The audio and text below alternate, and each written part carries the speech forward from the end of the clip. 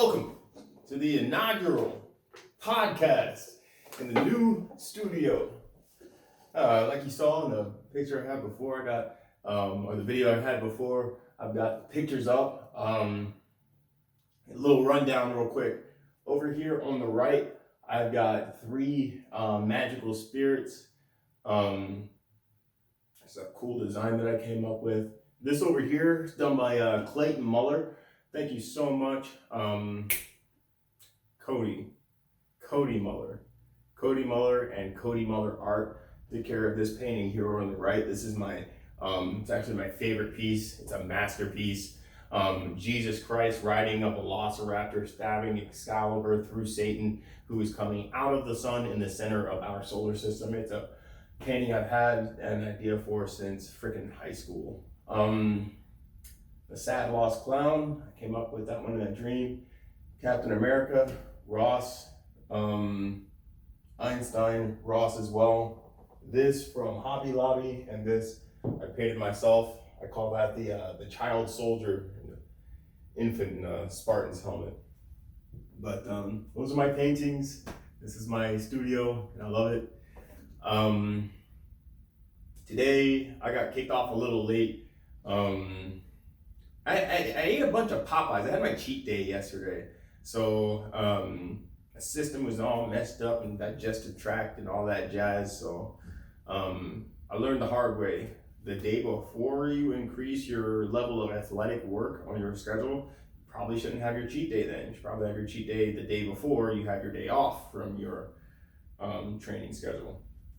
It is what it is. Practice was freaking fantastic today. Shout out to Coach Maeda and a little bit of Coach Andrew Craig came in there at the end or in the middle, but Coach Steve helped us work on getting those straight ankle lock set up the right way, tightening the space and closing in on the ankle. One of the big hints that helped me from class today was making sure that when you turn in on your elbow, when you got the ankle and you're turning it over on your elbow, you want to do it on your elbow and not on your shoulder. If you roll over onto a straight ankle lock with your shoulder instead of your elbow, it allows for space where your ankle is, and it relieves your the pressure for your opponent. So remember, pressure on the elbow as you turn in and then roll over onto the ankle while reducing space and keeping this little compact spot here tight. Oh, let's see here. The topic of the day, I don't normally, for my inaugural podcast, I didn't want this to be the topic, you know? I don't want to have a political podcast. I don't. But there is something that's been frustrating me for years. Just the way we as a country have been handling it. And I'd love to delve down deep into it for you. And it's the way we're handling the word racist. I can tell you as a Black American who grew up in a racist area, let me kind of tie that up a little bit better here. I grew up in what's called the tri-state area. Okay, it's a central point between Virginia, West Virginia, and Maryland. Okay, it's where the Antietam battlefield is. It's where the Klansmen have their meeting for the tri-state area near Shepherdstown. Back at that time, that's where it was. When I was in high school, I only had 6 kids who were Black in my high school at that first year. Of course, the number grew as people started to move to my town from cities and stuff like that. But, you know, when I first got there, I was one of 2 Black families there. And I can tell you that that town had very racist underlying tones to it. Not from the people in high school, but when you get around town, the people that you would see and so on and so forth. As a minority, it's something that you feel, right? And over the past couple of years, we've been throwing the word racist at laws, we've been throwing the word racist at people, and we've been throwing the word racist at like ideas and stuff like that, saying that things are racist. when it's not necessarily the case. You know, I just don't feel like we're using the word properly, and it's damaging to me as a student of history, because when I look back at what racist meant for black people in the 50s and compare it to what it means for black people today, I would say not only is it different, I would say it's also like the things that people are doing that people say are racist are also less harmful to the black community today than they were back in the 50s.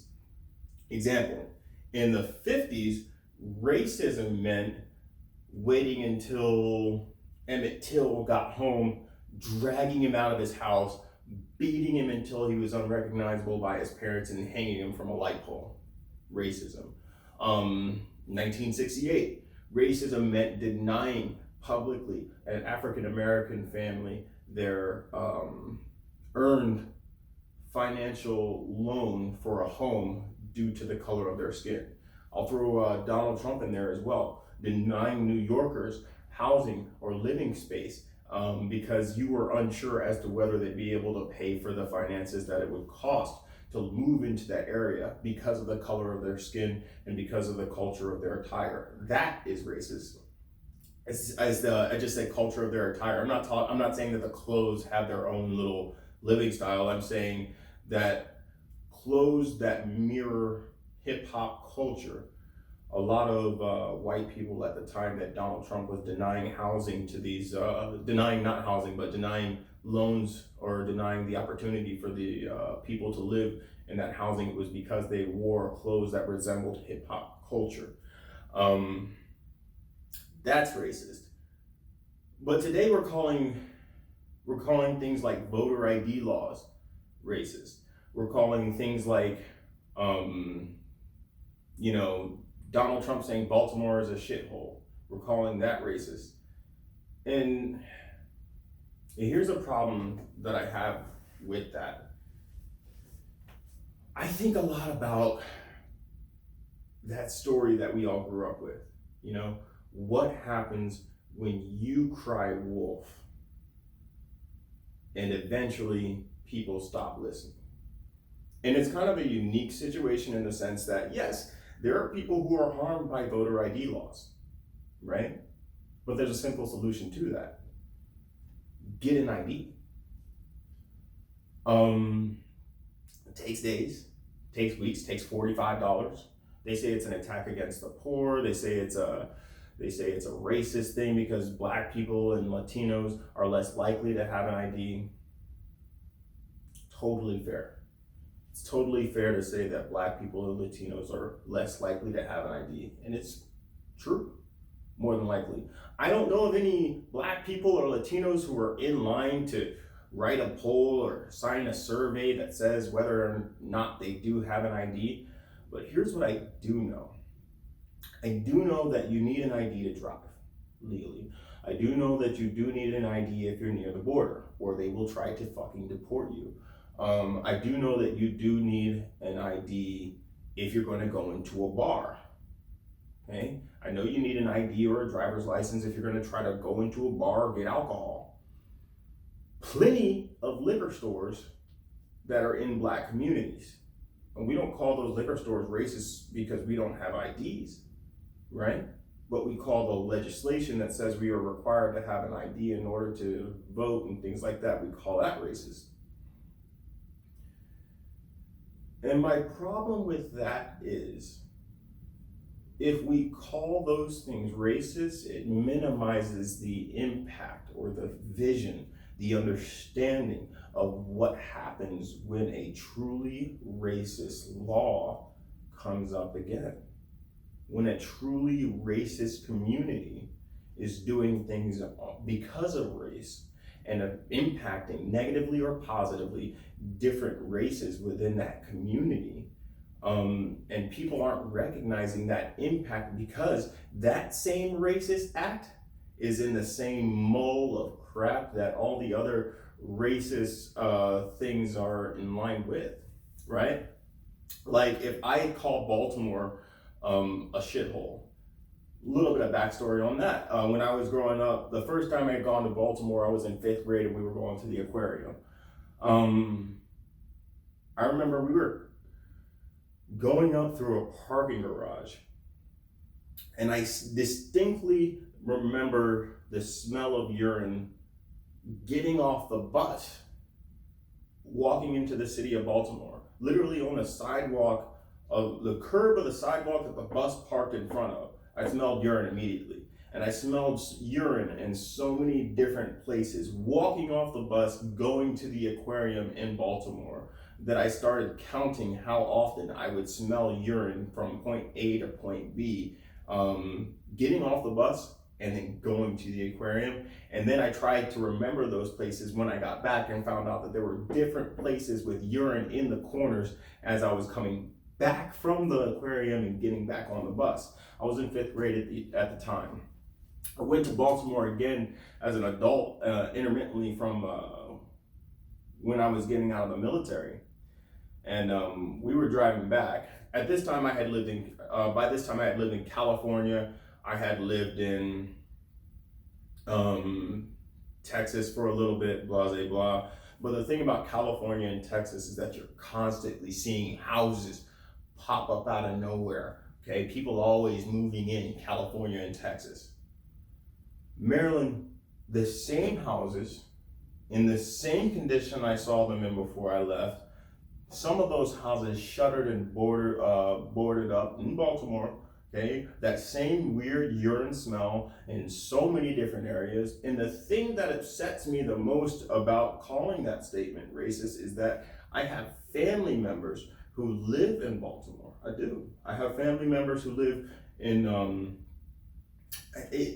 I've heard that there's a good side to Baltimore. The weird thing about the good side to Baltimore is that I've always felt as though I could never afford to go to the good side of Baltimore because there's a price difference. I'd say Baltimore is one of the most segregated cities in the United States to this day.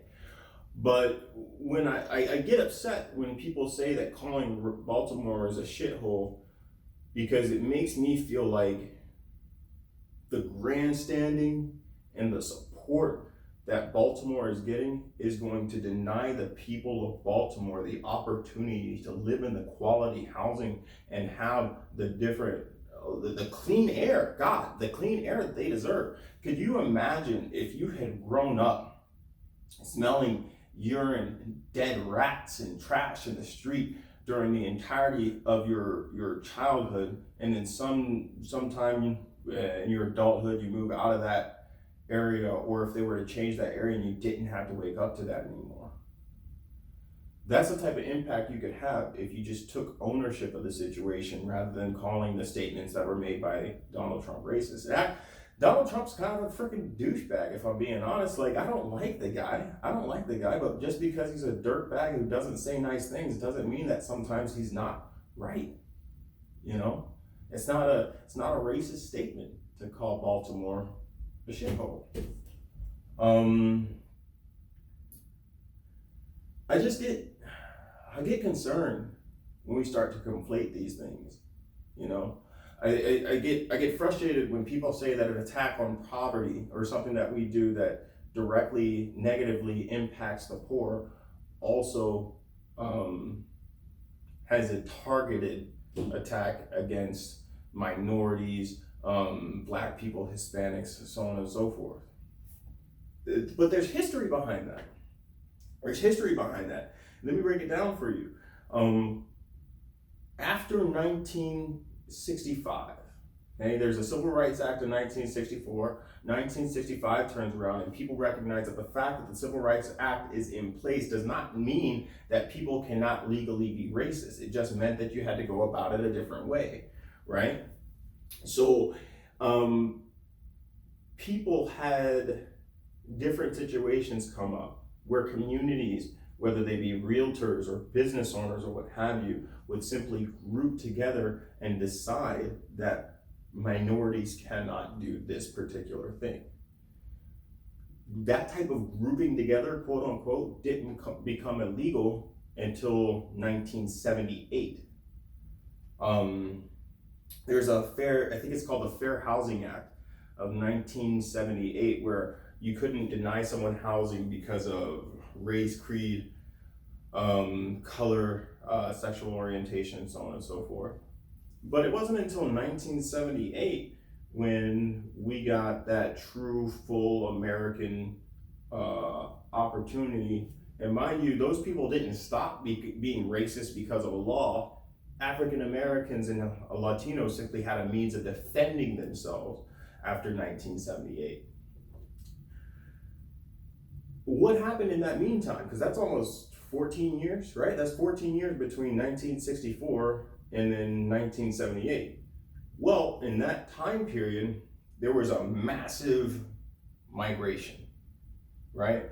Because Black people wanted to be able to live in the places where we thought that we couldn't live before. We understood that those places would provide us with a long-term, right? The real estate that we would purchase in those areas would increase in wealth and provide our families with long-term financial security.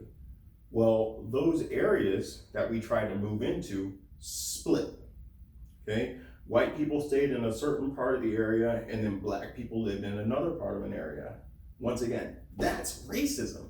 That's racism. Because of the communities that grouped together and decided that minorities couldn't live in a certain area, even though, like Baltimore is a prime example. Baltimore itself, Black people wanted to live in Baltimore because of the high value of the real estate that was there. Black people tried to move into Baltimore after 1964. The communities got together and said, you can live in Baltimore, but you can live in this part. Okay? The part that Black people moved into quickly became the shithole. Let's not forget, criminals get out of prison. Criminals need a place to live. The city of Baltimore has criminals. When those criminals got out of the city of Baltimore, they have to have intermittent living, right? Somewhere where they can stay until they get off of that registration, whether it be parole, whether it be the different stigmas that they face as it pertains to getting work after they get out of prison. Those people have to work, live, and exist within the city of Baltimore still, but in a certain part. Because if they all live in the same area as the wealthy people, then they lose that financial real estate value, right? So all of those criminals were kind of isolated into that one spot. The Black people, the Hispanics, were isolated into Baltimore in a particular spot. And you can see the difference. That African American portion of Baltimore was neglected. And it had been neglected for years. And I remember when I came in and I asked my dad, I said, Dad, why do all these houses look like crap? We were coming from Thurgood Marshall Airport, driving north, going through Frederick. I said, why do all these houses look like crap? And he said, because this city recognizes those housing districts as historical districts, and the houses must maintain their historic style so that those houses can have recognition for the houses that they are. They do have that traditional cultural history of Baltimore feel to them.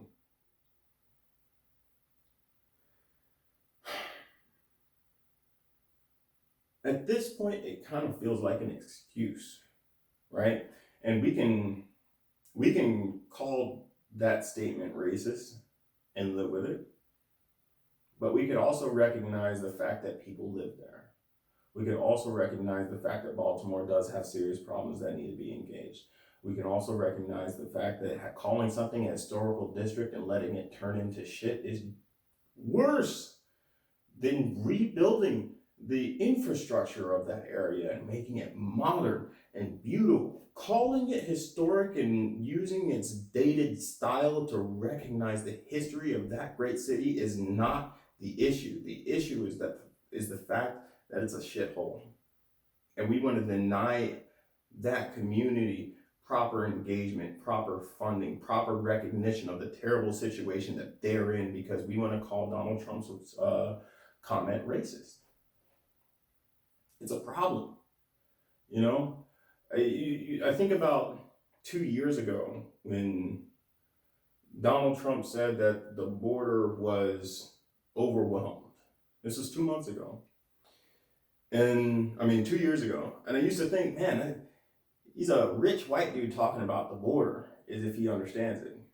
Doesn't necessarily make sense. Maybe he's making assumptions based on the things that he's hearing around the people within his bubble, because everybody's living on a bubble nowadays.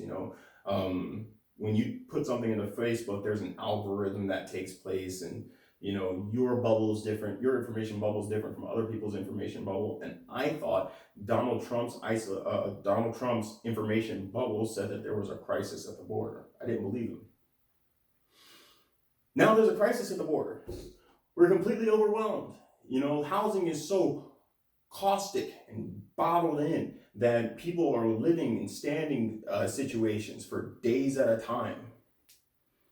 And all the money that was requested to bolster up the ability to be able to take care of these people was never accepted, never voted and approved, because we wanted to call that statement from Donald Trump racist at that time.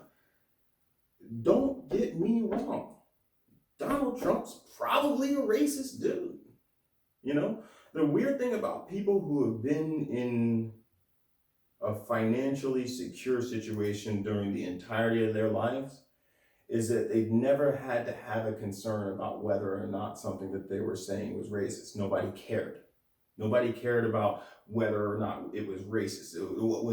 What mattered was, did what they say make sense in money?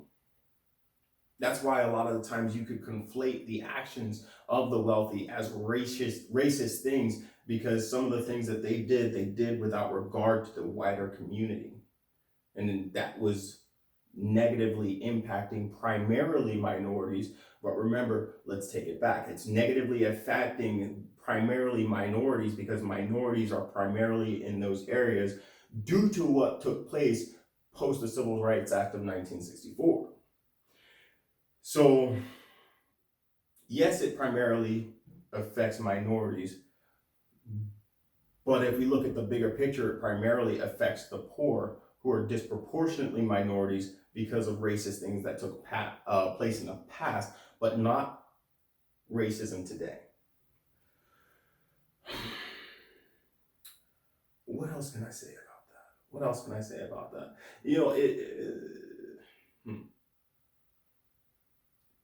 Let me reverse it. Let me reverse it to the other side here, because I think the opposite end of that is affirmative action, right? Things that are racist but positively affecting minorities versus whites. Affirmative action, when I was growing up, I used to wonder why affirmative action existed. Because when I was growing up, I felt as though I had every one of the same opportunities as all the white kids that I was growing up around. Once again, I grew up in a situation where I was the one black family surrounded by all the white kids that were in the school. And I was always wondering, why did I need something to give me a leg up compared to everyone else?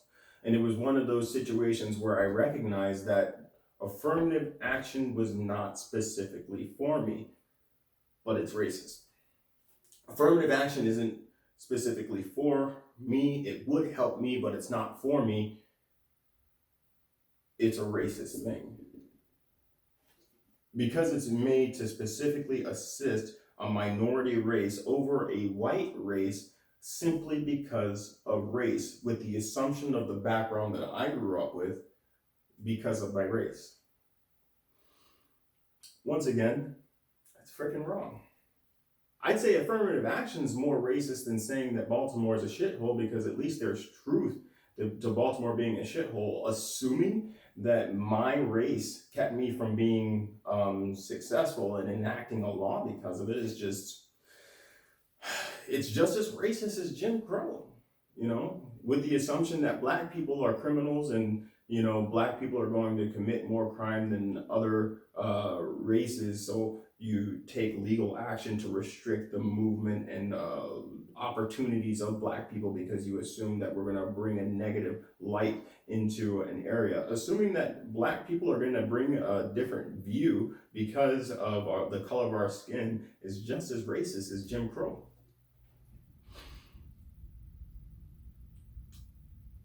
So who is affirmative action written for when we think about it? You know, if calling things racist when they are not racist things causes damage, and calling thing and doing racist things and thinking it's okay causes damage as well.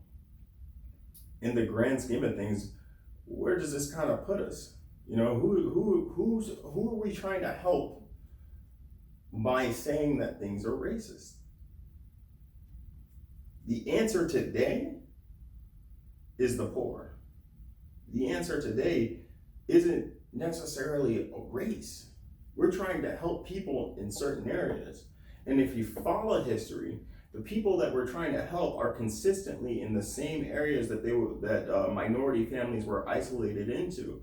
Once again, that's not a racist thing. We're trying to package it as a racist thing because I think racism brings anger and movement and action out of us as American people, because nobody feels like just helping someone who's poor is a sufficient enough reason to be human for some reason. But we have to recognize who we're trying to help with a racist thing. So we got to recognize who we're trying to help by calling something racist. And then if we truly want to be able to assist those people, the people who've been isolated, moved into those darker, but not as prosperous areas as what the people who purchased those homes were expecting post 1964. If we recognize who they truly are and do things to assist them specifically, and name why we need to assist them specifically, then instead of looking at the color of people's skin before we do things that either the president or any politician tries to put into place, we can directly target the problems that they're facing, which obviously aren't not just the color of their skin, but the financial standing, the mental health, the handicaps that they may have faced growing up, the damage that they may have seen. You'll think back, the criminals post 1964 moved into the same areas as the black families within the wealthy cities, so that mental illness from prison, that the sexual abuse that people learned from prison. A lot of the people that were split into those second-rate communities post-1964 grew up with that damage that they're facing, or they have that opportunity, and they're told to pull their bootstraps up and so on and so forth. They face that damage as a child that they have to engage now as adults, and we don't have the proper verbiage to discuss what took place, or the fact that we are less inclined to opportunity, the fact that we don't know how to handle things in the right way because we grew up in those areas. Once again, that's not a matter of race. That's a matter of environment. That's a matter of where they grew up. When are we going to start taking a look at that as a community? That's not even politics. That's brother and sister recognizing, hey, you grew up in a situation that wasn't as nice as others. Let's have a conversation about your situation so that we can engage it and give you a foundation to grow upon so that you can develop yourself into something. We miss out on that opportunity every time we shut a bad idea or a bad sentence or an accusation down simply because we say it's racist. There are deeper conversations that we could be having that we're neglecting over and over again because of the person that message is coming from, or because of an incorrect meaning behind that conversation. I read all of Mein Kampf because I felt as though understanding what took place socially within Germany post-World War I, what would take place that would make people turn a blind eye to the murder of 12 million people? What would have taken place for us to get to that point? So I read Mein Kampf, and Within the text of Mein Kampf, one of the things that Hitler had said was that Hitler said, I don't understand why teachers aren't in charge of teachers. Senators who have never run a school are writing legislation on how schools should be run. And that makes no sense to me. The people who should be taking care of schools and making sure that they're run properly are the educators who have lived in the school system and understand the integral flaws of the school system. That came from Hitler. Is it racist? Is it wrong? Sounds like it makes a lot of freaking sense to me. He's a racist person, he's an evil person, he belongs in hell, and I hope he's still burning there to this day, but that's an idea that makes sense. And I think once we start peeling away the layers and the emotion and the BS that we're a lot of times making up, i.e., black people can't be racist.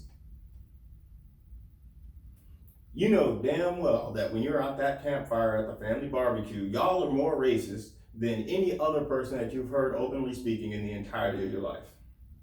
When we start peeling back these layers and recognizing the communal truths that we grew up with versus the crap that we listen to on the media, when we stop reacting to different things impulsively without stepping back and taking a full range view of the proper state of our existence. When we do that, hopefully not only can we grow as a people and stop recognizing race as something that divides us or something that should be studied or something that we need to have a conversation about. Example, you talk really well for a black dude. Once we start taking that race out as a factor, we could recognize the mental health. We could recognize the job loss. We could recognize the food deserts. We could recognize that people are affected by these things, whether they're poor, black, white, Asian, lesbian, what have you, and that we need to work together to do things to fix these situations. That's all I got for today. I appreciate it. This is the inaugural podcast. I want to thank you for staying to the end if you did, but welcome. Have a good day.